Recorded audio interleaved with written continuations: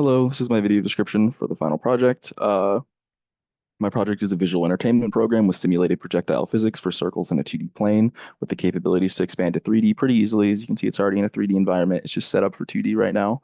Um, Microservice A that my teammate provided returns a daily fun fact. I've already have it triggered here, but you can see once you hit F, it displays the daily fun fact.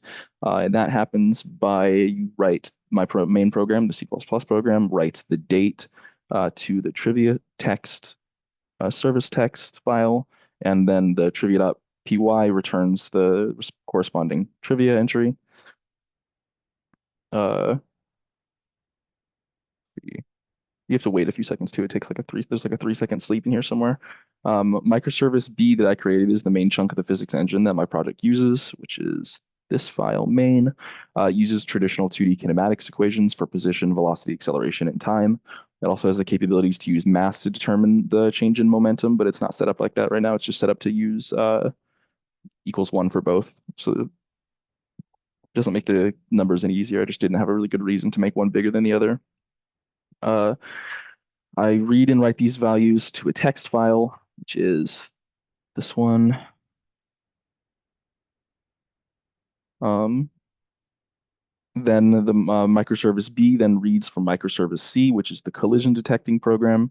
Well, sorry, it gets the input from it. Collision detector checks for collisions and it outputs to collisions.txt, which is they are always weird when you open them in the middle of running. They don't often show what they have. It's really frustrating. I had a lot of trouble with that. I even had to like change how I was doing programs because apparently the Python IDE and the C++ IDE would like crash whenever I tried to access the same file at the same time.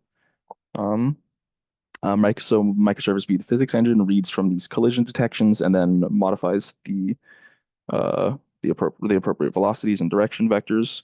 Uh, each line in the collisions file is an object, and the identifiers present on the line are the objects it is collided with. So blank is nothing, -1 is the outer ring, and the ball, another number is just the number of the ball that it collides with.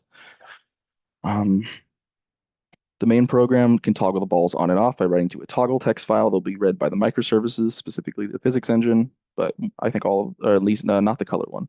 Microservice A writes the output position X, Y, or sorry, microservice B, physics engine, writes the output position in the positions files of the balls that are currently active, which is in turn read by the main program, C++ program.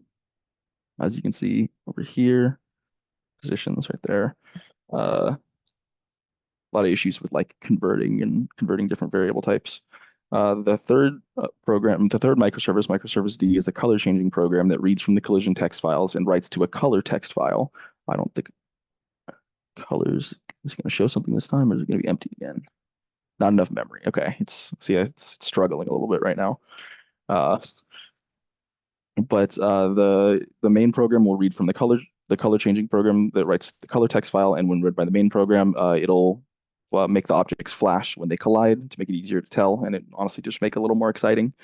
Uh, yeah, I ran out of time with this, obviously, so there's some bugs and some issues, and I have to manually run the program separately, but you can clearly see these are all in different threads. Here's like the trivia, here's the collision detector, here's the color changer, here's the physics engine.